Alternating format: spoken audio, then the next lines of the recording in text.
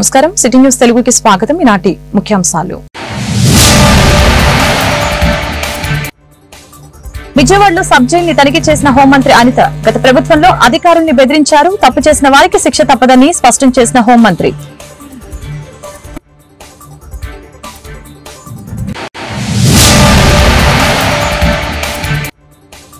రాష్ట్రంలో పెంచిన కరెంటు ఛార్జీలు వెంటనే తగ్గించాలి. ఈ నెల 13 నుంచి విడతల వారీగా ఆందోళన. ఎమ్మెల్సీ బొత్స ప్రకటన.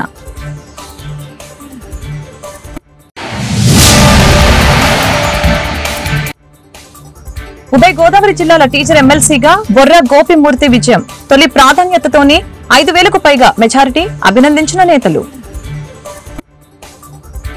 గత ప్రభుత్వంలో అధికారుల్ని విపరీతంగా బెదిరించారని హోంమంత్రి అనిత విమర్శించారు. కింది స్థాయి నుంచి పై స్థాయి అందరినీ కూడా బెదిరించారని అన్నారు. ఈ మేరకు విజయవాడలో సోమవారం సబ్ జైల్ని ఆమె ఆకస్మికంగా సందర్శించి ఖైదీలతో ముఖాముఖి నిర్వహించారు. ప్రజలు మంచి నిర్ణయం తీసుకుని మాకు అధికారం ఇచ్చారు. ఖైదీని ఖైదీలా, ముద్దాయిని ముద్దాయిలా చూడాలి. తప్పు చేసిన వారెవరిని వదిలిపెట్టే ప్రసక్తి లేదు. ఖచ్చితంగా నిఘా ఉంటుంది. చర్యలు తప్పవు. సబ్ జైలు మౌలిక వసతులపై ఆరా తీశాం. జైలులో అధికారులపై వివరాలు సేకరించాం. విచారణ జరుగుతోంది. 2 రోజుల్లో నివేదిక వస్తుందని తెలియజేశారు. అలాగనే తమ తప్పులు బయట పడుతున్నాయన్న భయంతో విజయసాయిరెడ్డి ఇష్టానుసారంగా మాట్లాడుతున్నారని చెప్పారు. ముఖ్యమంత్రి చంద్రబాబు గురించి మాట్లాడే స్థాయి ఆయనది కాదని అన్నారు. కాకినాడ పోర్టు కేసులో విచారణ జరుగుతుందని, ఏపీ సంపదను దోచుకున్నారని అనిత విమర్శించారు.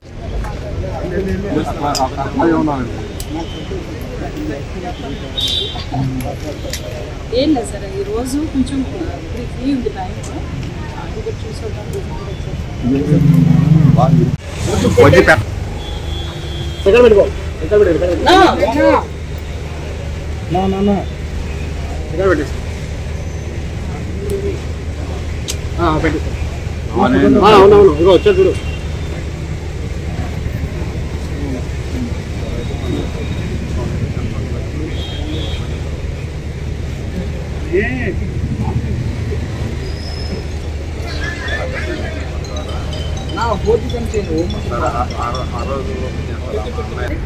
ఈరోజు ఒకసారి విజయవాడలో ఉన్న ఈ సబ్ జైలు పరిస్థితులు ఎలా ఉన్నాయని చూడటానికి ఇక్కడ సడన్ విజిట్కి రావడం జరిగింది.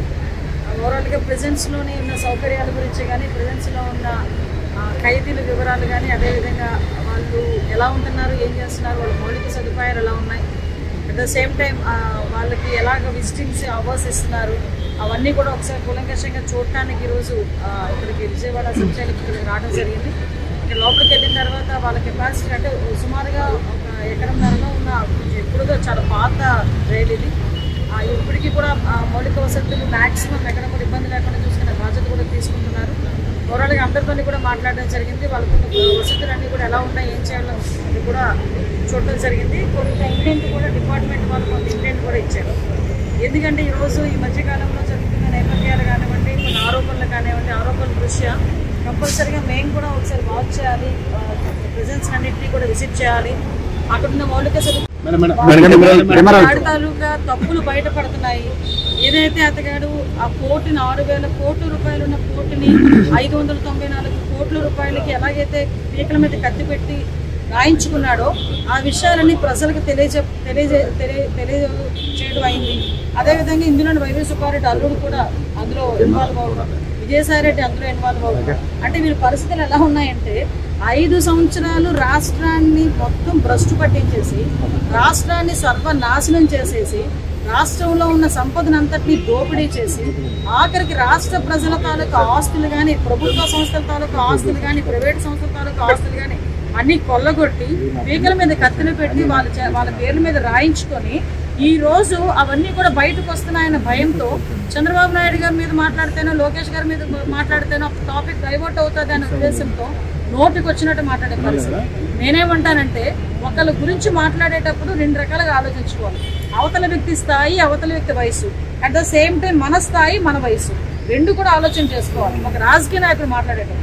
అటువంటిది అతని స్థాయి, అతని వయసుని మర్చిపోయి కూటమి ప్రభుత్వం పాలనలో పెంచిన కరెంటు ఛార్జీలని వెంటనే తగ్గించాలని వైఎస్ఆర్సీపీ ఎమ్మెల్సీ బొత్స సత్యనారాయణ డిమాండ్ చేశారు. అలాగే రైతులను ఆదుకోవడంలో కూటమి ప్రభుత్వం విఫలమైందని, కంటైనర్ షిప్ లో డ్రగ్స్ ఉందని చెప్పి చివరికి ఏమీ లేదని తేల్చారని కామెంట్స్ చేశారు. ఈ మేరకు ఎమ్మెల్సీ బొత్స విశాఖలో మీడియాతో మాట్లాడారు.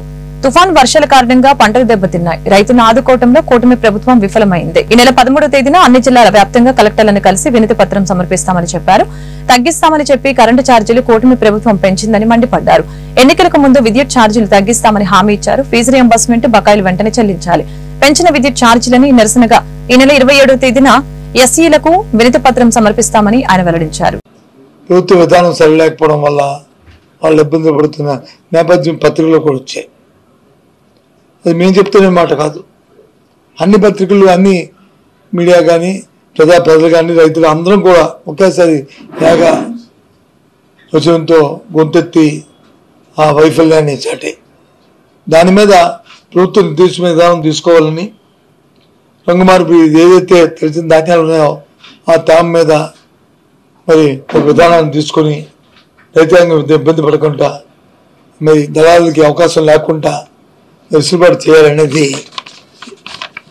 చేయాలని కొందరు కోరుతూ ఈ నెల 13వ తేదీ నాడు జిల్లా కలెక్టర్కి వినతి పత్రం ఇవ్వాలని ప్రజాప్రతినిధులు అందరం నిర్ణయించుకున్నాం. ఆ దశగా 13వ తారీఖు నాడు ఏ జిల్లా కలెక్టర్ ఆ జిల్లా ఉన్న పెద్దలందరూ వెళ్ళి జిల్లా అధ్యక్షుల ఆధ్వర్యంలో ఆ కార్యక్రమం చేయాలనే దానికి ఇస్తాం. దీంతో పాటు ఏదైతే రైతుకి ఆసరాగా గత ప్రభుత్వం ఇచ్చిన 13,500 రూపాయలు కాకుండా 20,000 రూపాయలు ఇస్తామని మరి ప్రభుత్వం చెప్పిందో దాన్ని ఇంతవరకు దాన్ని ఆచరణలో తీసుకురావడం వల్ల మరి మొన్న జరిగిన పంటలు వేసుకున్న నేపథ్యంలో కానీ, లేదు కొత్త పంటలు వేసుకుంటున్న నేపథ్యంలో కానీ ప్రజలు ఇబ్బంది పడుతున్న పరిస్థితుల్లో ఓసారి దాని మీద ప్రభుత్వం మీద ఒత్తిడి తీసుకొచ్చి ఆ డబ్బులు మరి రిలీజ్ చేసి ప్రజలందరి ఏర్పాటుని రైతాంగానికి ఏర్పాటు చేయాలనేది మరి ఆలోచన. ఇంతకుముందు మా ప్రభుత్వం ఉన్నప్పుడు, వైసీపీ ప్రభుత్వం ఉన్నప్పుడు ఏదైతే బీమా సౌకర్యం ఉండేదో అంతకుముందు ప్రభుత్వం రైతాంగం భాగస్వామ్యం ఉండేది. అది కాకుండా ఈ క్రాప్ చేసుకున్న ప్రతి రైతుకి, ప్రతి పంటకి ప్రభుత్వమే దాని బీమా కట్టింది 100%. దానివల్ల ఏదైనా అకాలమైన ప్రకృతి వైపరీత్యాలు వస్తే, కరువు వచ్చినా, కాటకం వచ్చినా, వరద వచ్చినా, వర్షం వచ్చినా పంట కానీ పోతే నష్టపరిహారం అందేది 100%. ఇప్పుడు ఈ ఇంతకాలంలో ఆ కార్యక్రమం లేకపోవడం వల్ల రైతాంగం ఇబ్బంది పడుతున్నారు. మళ్ళీ దాన్ని పునరుద్ధరించాలనే విషయాన్ని కూడా ప్రభుత్వం దృష్టికి తీసుకురావడం ఈ ముఖ్య ఉద్దేశం. ఆ నేపథ్యంలోనే మరి 27వ తారీఖు నాడు ఉమ్మడి ఉభయ గోదావరి జిల్లా ఉపాధ్యాయ ఎమ్మెల్సీ ఉప ఎన్నికల్లో స్వతంత్ర అభ్యర్థి బొర్ర గోపిమూర్తి విజయం సాధించారు. సమీప ప్రత్యర్థి గంధం నారాయణరావుపై ఆయన గెలుపొందారు. అయితే దీన్ని కాకినాడ జేఎన్టీయూలో నిర్వహించిన ఓట్ల లెక్కింపులో తొలి నుంచే బొర్ర గోపిమూర్తి ఆధిక్యంలో కొనసాగారు. చివరిగా 9,165 మొదటి ప్రాధాన్యత ఓట్లతో విజయం సాధించారు. ఈ ఎన్నికల్లో ఆయన పీడీఎస్ బలపరిచింది. గంధం నారాయణరావుకు 5,259 ఓట్లు వచ్చాయి. మొత్తం 15,494 ఓట్లకు గాను 14,680 ఓట్లు పోలయ్యాయి. బొర్ర గోపిమూర్తి విజయం సాధించడంతో ఆయన వర్గీయులు సంబరాలు చేసుకున్నారు.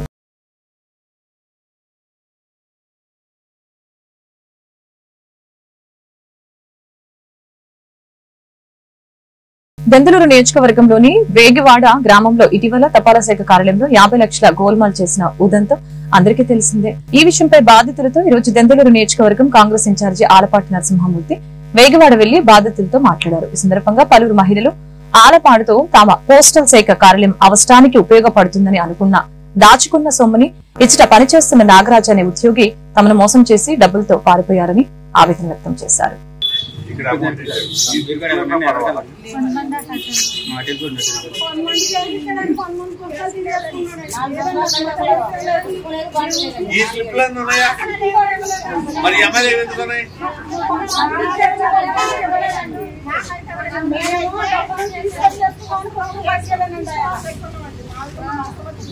తీసుకునే పుస్తకం కూడా అసలు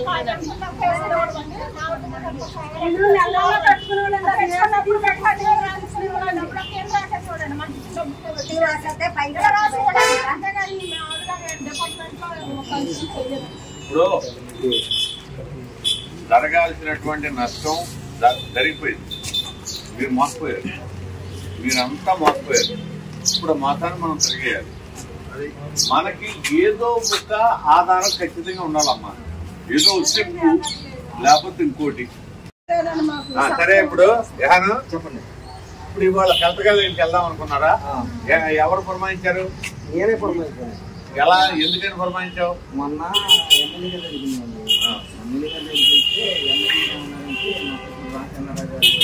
లక్ష్మీనారాయణ గారు ఉన్నారండి, పోస్ట్ ఆఫీస్లో రిటైర్డ్ అయిపోయినాయి. ఆయన దగ్గరికి వెళ్తే మీ దగ్గర ప్రూఫ్ లేని ఉంటే ఉన్నట్టు రాయండి, లేకపోతే లేనట్టు రాయండి అని కాగితాలు రాసుకుని ఆధార్ కార్డు నెంబర్ వేసుకుని రికార్డు అంటే బాగా రైటింగ్ వచ్చిన అమ్మాయి కానీ అబ్బాయి కానీ ఆ కాగితాలను తీసుకురండి. నేను చెప్తాను. రికార్డు తయారు చేసి మంచిగా కావాలి. ఎవరు మీరు మొత్తం అంత లిస్ట్ ఉందా? మీరు ఎంతమందో? ఏది ఫోటో షాట్ తీసుకొస్తాను. చెప్తాను మనం ఎలాగంటే ఎలా ప్రొసీడ్ అవ్వాలని చెప్పి తప్పకుండా. దెందులూరు నియోజకవర్గంలోని ముండూరు గ్రామంలో రోజు కాంగ్రెస్ అధినేత్రి సోనియా గాంధీ పుట్టినరోజు వేడుకలు దెందులూరు నియోజకవర్గం కాంగ్రెస్ ఇన్ఛార్జి ఆలపాటి నరసింహమూర్తి ఆధ్వర్యంలో ఘనంగా నిర్వహించారు. కాంగ్రెస్ పార్టీ నియోజకవర్గ క్యాంపు కార్యాలయంలో పుట్టినరోజు సందర్భంగా కేక్ కట్ చేసి ఆనందోత్సవాల మధ్య కార్యకర్తలు పంచిపెట్టారు.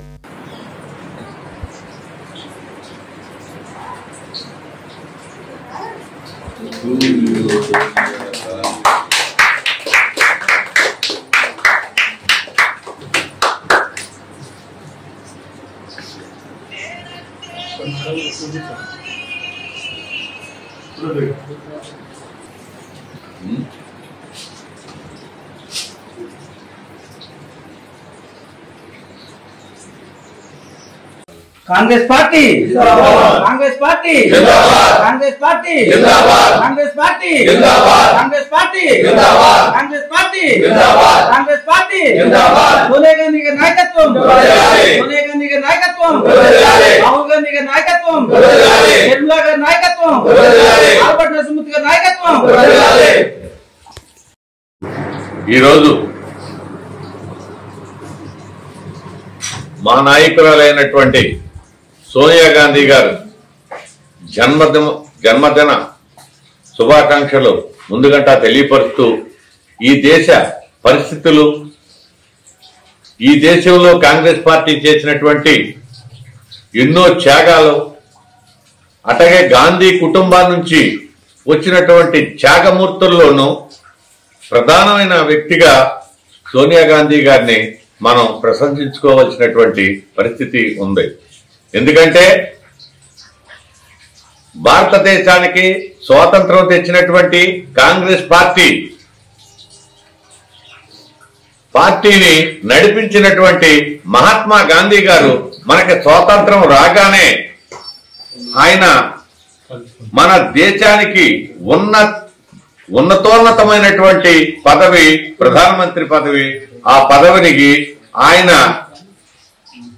ఆ రోజున ఎలక్షన్ కూడా లేకోకుండా గాంధీ గారి పేరు చెప్తే ఇనానమస్ గా కూడా ప్రధానమంత్రి పదవి ఇచ్చేటటువంటి సమయంలో కూడా గాంధీ కుటుంబంలో ప్రధానమైనటువంటి వ్యక్తిగా మహాత్మా గాంధీ గారు ఆ పదవిని త్యాగం చేసి, నాకు అలాంటి పదవులు వద్దు, దేశ శ్రేయస్సైన ఇది దేశానికి స్వాతంత్ర్యం రావటమే నా ధ్యేయం అని చెప్పానని గాంధీ. ఏలూరు జిల్లా ద్వారకా తిరుమల శ్రీ వెంకటేశ్వర స్వామి వారి ఉప దేవాలయంలోని శ్రీ వల్లి దేవసేన సుబ్రహ్మణ్యేశ్వర స్వామి వారి ఆలయంలో కావిడి ఉత్సవం అంగరంగ వైభవంగా ప్రారంభమైంది. ఈ ఉత్సవంలో గ్రామస్తులు తమ భుజంతో కావిడిని మోసుకొని ద్వారకా తిరుమల పురవీధుల్లో ఉత్సవంలో పాల్గొన్నారు. ప్రతి ఒక్కరు కూడా అనురాగం మరియు భక్తి శ్రద్ధలతో ఉత్సవంలో పాల్గొని శాంతి సంతోషంతో రమణీయంగా అలంకరించిన పురవీధుల్లో కావిడిని తీసుకువెళ్లారు.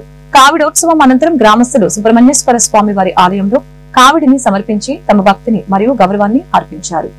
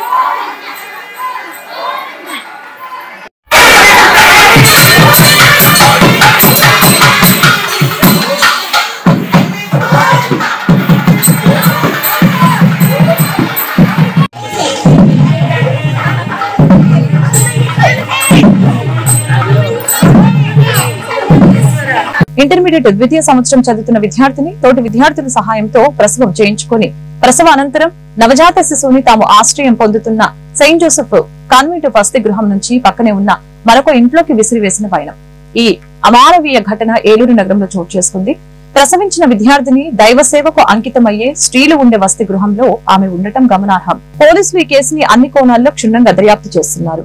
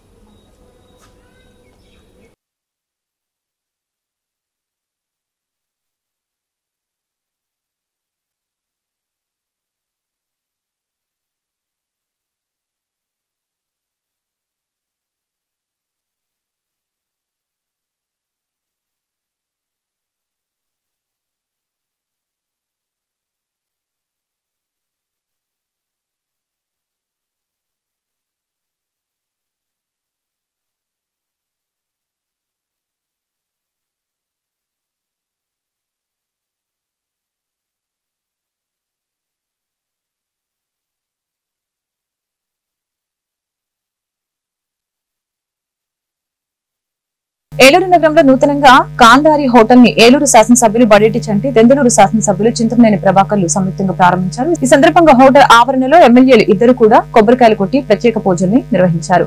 ఈ హోటల్ దినదిన ప్రవర్ధమానమై ఆర్థిక ప్రగతి సాధించాలని కోరారు. శాసనసభ్యుల వెంట పలువురు ఎన్డీఏ కూటమి నేతలు పాల్గొన్నారు.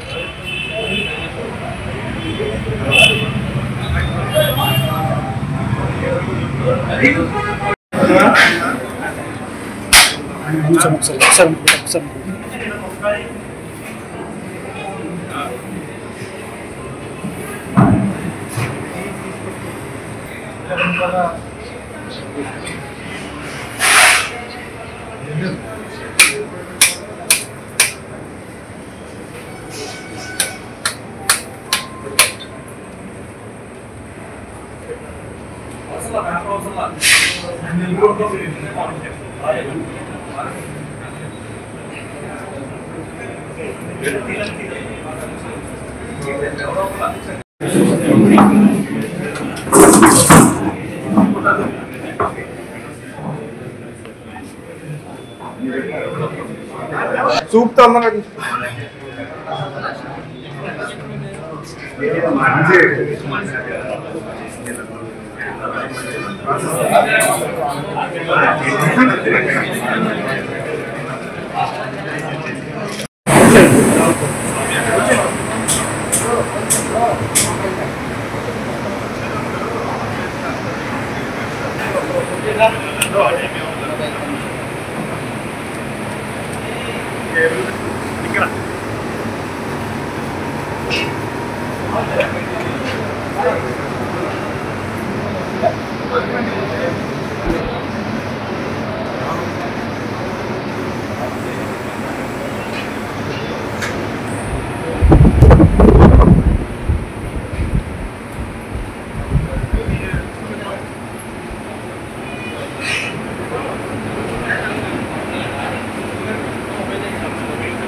ఏలూరు నగరంలో ఏలూరు జిల్లా కాంగ్రెస్ పార్టీ కార్యాలయంలో ఈ రోజు కాంగ్రెస్ అధినేత్రి సోనియా గాంధీ 78వ జన్మదినోత్సవ వేడుకను ఘనంగా నిర్వహించారు. ఏలూరు జిల్లా కాంగ్రెస్ ఇన్ఛార్జి, ఏలూరు నియోజకవర్గ కాంగ్రెస్ కన్వీనర్ రాజనాల రామ్మోహన్ రావు ఆధ్వర్యంలో కేక్ కట్ చేసి స్వీట్స్ కూడా కార్యకర్తలందరికీ పంచిపెట్టారు. కాంగ్రెస్ జై జై కాంగ్రెస్ జై జై కాంగ్రెస్ జై కాంగ్రెస్ జై జై కాంగ్రెస్ జై కాంగ్రెస్ జై జై కాంగ్రెస్ జై కాంగ్రెస్ జై జై కాంగ్రెస్ జై కాంగ్రెస్ జై జై కాంగ్రెస్ సోనియా గాంధీ నాయకత్వం వర్ధిల్లాలి సోనియా గాంధీ నాయకత్వం వర్ధిల్లాలి అలాగా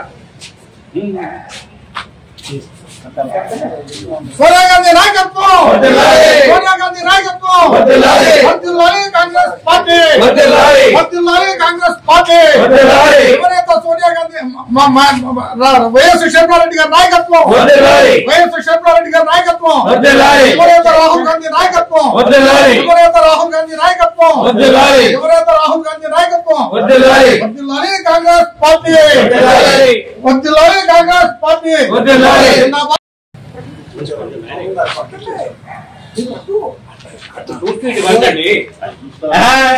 ఈ రోజు మాజీ ఏఐసిసి అధ్యక్షురాలు ఈపీఐ చైర్పర్సన్ అయినటువంటి మేమందరూ అభిమానించిన నాయకురాలు శ్రీమతి సోనియా గాంధీ గారి 78వ జన్మదినోత్సవ సందర్భంగా ఏలూరు జిల్లా కాంగ్రెస్ కమిటీ ఆధ్వర్యంలో ఈ రోజున జిల్లాలో అందరూ విస్తృతంగా సోనియా గాంధీ జన్మదినోత్సవ వేడుకలు చేయడం, దానిలో భాగంగా ఏలూరులో కూడా జిల్లా కాంగ్రెస్ కార్యాలయంలో అందరి సమక్షంలో కేక్ కట్ చేసుకుని అలా మేమందరం కూడా కాంగ్రెస్ కార్యకర్తలు ఆనందమైన మరి పండుగగా జరుపుకుంటున్నాం. ఆవిడ 78వ సంవత్సరం జన్మదినోత్సవ శుభాకాంక్షల్లో ముఖ్యంగా ఈపీఐ చైర్పర్సన్ గా గతంలో అనేక కార్యక్రమాల్ని కాంగ్రెస్ పార్టీ అధికారంలోకి రావడంలో ప్రధాన పాత్ర వహించడమే కాకుండా ప్రధాన చేస్తారని గ్రీన్ సిగ్నల్ ఇచ్చి పాదయాత్రను నడిపించి తిరిగి ఆ రోజున రాష్ట్రంలో అధికారంలోకి కాంగ్రెస్ పార్టీ రావడంలో ప్రధాన పాత్ర వహించినటువంటి నాయకురాలు శ్రీమతి సోనియా గాంధీ గారు.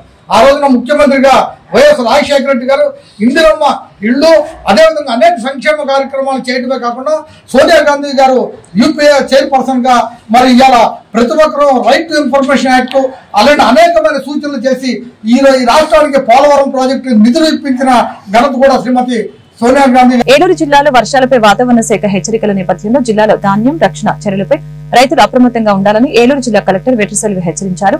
త్వరలో రాష్ట్ర వ్యాప్తంగా అదేవిధంగా జిల్లా వ్యాప్తంగా బంగాళాఖాతంలో ఏర్పడిన అల్పపీడనం కారణంగా వాయుగుండంగా మారే అవకాశం ఉన్నందువలన వాతావరణ శాఖ హెచ్చరికల మూలంగా జిల్లాలో ధాన్య రైతులు ధాన్యాన్ని టార్పిలతో కప్పాలని సూచించడం జరిగింది.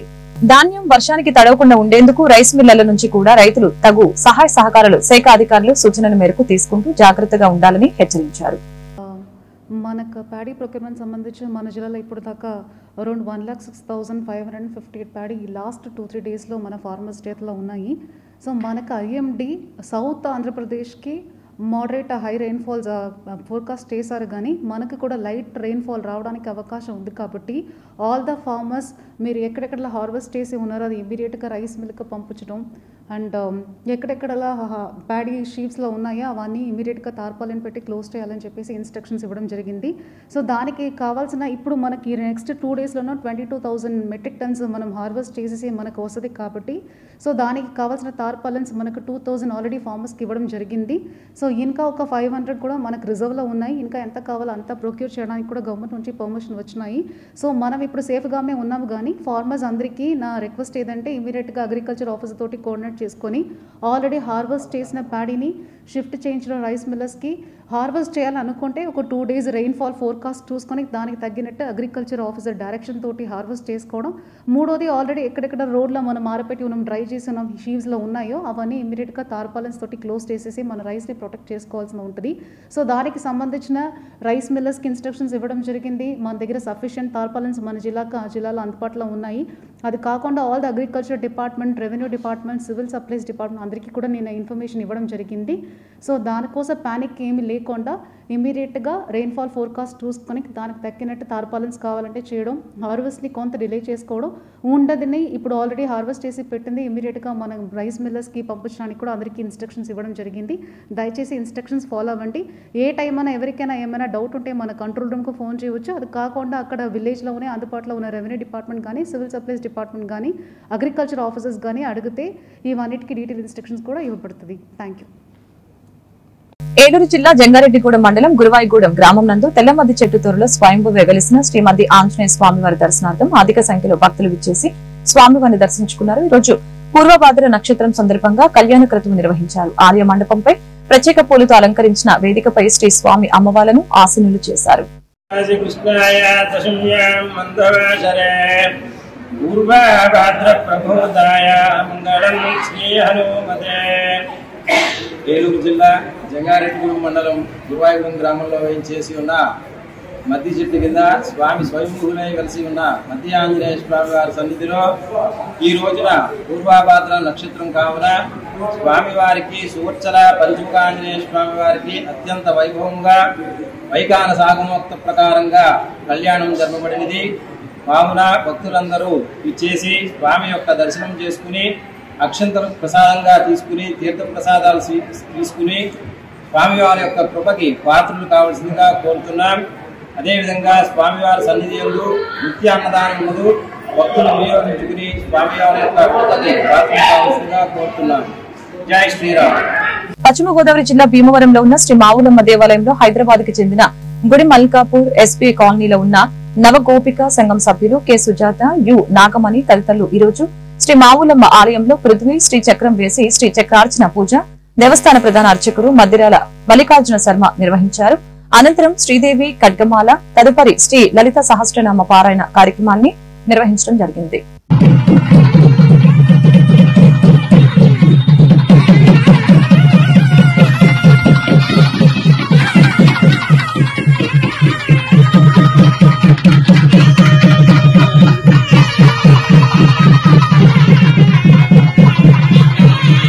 వార్తలు ముగించే ముందు ముఖ్యాంశాలు మరొకసారి. విజయవాడలో సబ్ జైల్ ని తనిఖీ చేసిన హోంమంత్రి అనిత. గత ప్రభుత్వంలో అధికారుల్ని బెదిరించారు, తప్పు చేసిన వారికి శిక్ష తప్పదని స్పష్టం చేసిన హోంమంత్రి.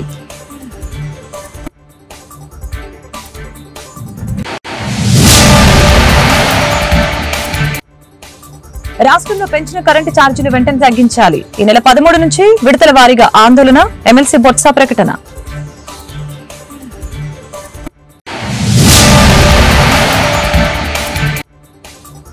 ఉభయ గోదావరి జిల్లాల టీచర్ ఎమ్మెల్సీగా బొర్రా గోపిమూర్తి విజయం. తొలి ప్రాధాన్యతతోనే 5,000కు పైగా మెజారిటీ. అభినందించిన నేతలు.